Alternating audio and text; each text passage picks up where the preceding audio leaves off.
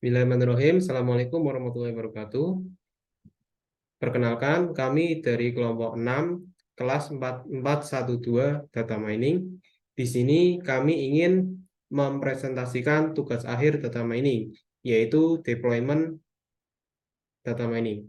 Sebelumnya, perkenalkan, nama saya Rehan Fatur Rahman, NIM A11 2021 134119. Lalu saya Harmiaji Bagas Satyatma Sitapu, NIM A11 2021 13421. Saya Reza Firmansyah Putranto, NIM A11 2021 13571. Nama saya Raga Brian Satria Putra NIM A11 20 21 13661. Ya, untuk yang pertama saya akan presentasikan web function ya. Jadi pada web function ini berisi ada fungsi load data, lalu train model yang berisikan eh, algoritma decision tree, lalu yang ketiga ada fungsi prediksi. Untuk yang pertama kita mengimport dulu eh, yang dibutuhkan. Yang pertama ada import NumPy as NP, lalu ada import pandas, lalu kita ngambil sklearn tree dengan import decision tree classifier, dan yang terakhir kita mengimport streamlit agar nanti bisa didemokan. Untuk yang pertama-tama kita bikin fungsi load data. Jadi pada fungsi load data ini kita mengambil dataset yang telah dibuat. Pada kelompok kami menggunakan dataset pada Excel diabetes.csv.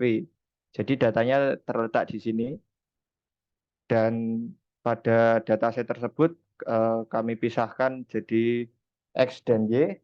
X sendiri berisi atribut atau fitur antara lain yaitu pregnant, glukos, lalu BP, skin, insulin, BMI, pedigree, dan age. Sedangkan variabel Y hanya berisi label atau target. Isi dari target dataset kami yaitu label. Setelah itu tinggal di-returnkan saja. Yang pertama kita returnkan yaitu DF yang tadi untuk membaca dataset. Lalu kita juga mereturnkan variabel X dan Y. Setelah membuat load data, kita membuat data training ya. Jadi pada data training ini berisi X dan Y, variabel X dan Y. Lalu di dalam data training ini kita isikan juga algoritma decision tree ya. Yang pertama kita isikan model sama dengan decision tree classifier, dan yang saya blok ini merupakan bentuk decision tree nanti ketika di run ya. Jadi membentuk sebuah plot pohon keputusan. Setelah kita membuat model decision tree tadi, kita juga membuat model fit yang berisikan X dan Y. Jangan lupa kita isikan skor ya untuk menampilkan akurasi dengan rumus skor sama dengan model dot score dengan isi variabel X dan Y. Lalu kita returnkan dua hal ini, yang pertama model dan skor, yaitu return model, skor. Dan untuk yang terakhir kita membuat fungsi prediksi. Pada fungsi prediksi ini berisi variabel X, Y, dan juga fitur. Di dalam fungsi prediksi ini kita mengambil juga data train yang tadi di atas ini dengan rumus model, skor sama dengan train model dengan isi X dan Y. Lalu kita membuat nilai prediction atau prediksi value dengan rumus prediction model dot predict dengan array yang berisikan fitur dan berbentuk 1, min 1. Dan jangan lupa kita returnkan prediction dan score yang telah ada di fungsi prediksi tadi. Untuk selanjutnya akan dilanjutkan oleh Raga Brian.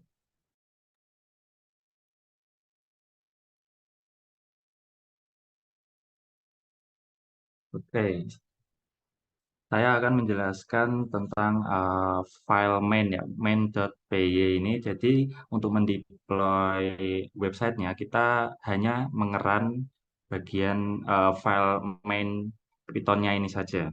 Jadi di dalam eh, file ini berisikan codingan sebagai berikut. Di sini ada import Streamlit as st. Jadi Streamlit itu adalah framework yang kita gunakan untuk membuat suatu website perhitungan prediksi eh, diabetes ini.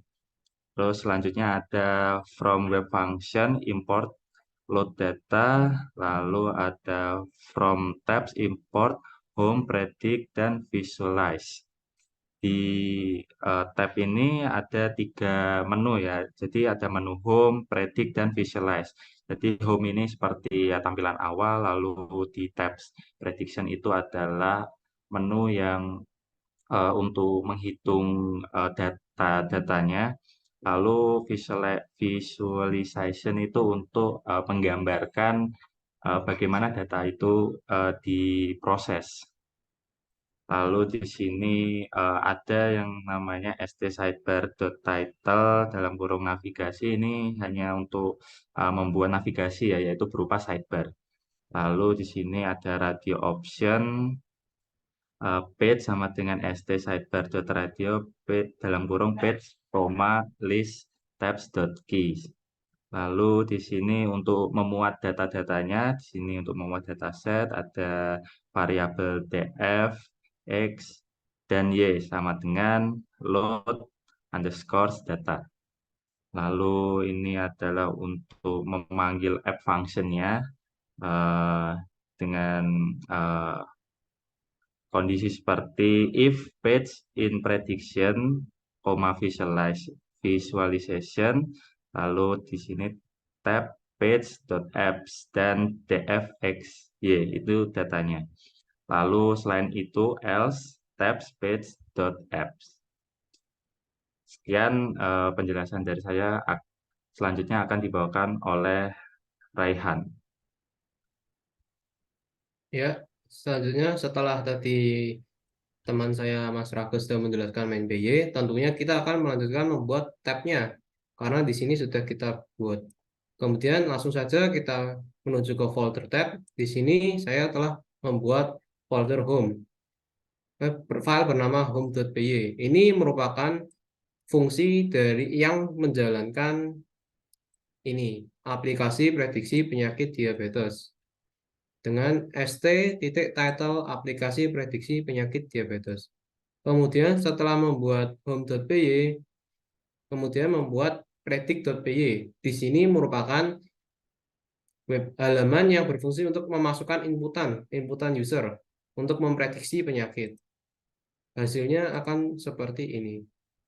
Di sini saya telah membuat text field dengan beberapa 7 inputan, yaitu pregnant, BP, BMI, glukos, insulin, pedigree, dan age.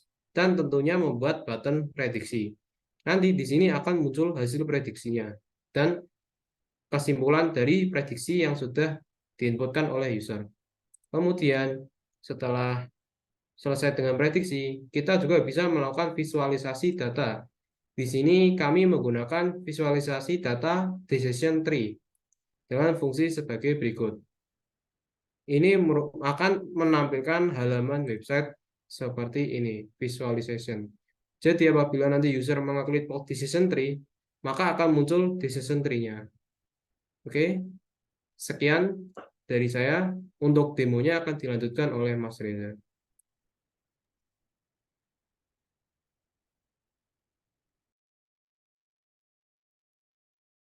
Ya, jadi untuk hasil demonya adalah seperti ini. Di sebelah kiri itu ada navigasi untuk page-nya, ada home, prediction, dan visualization.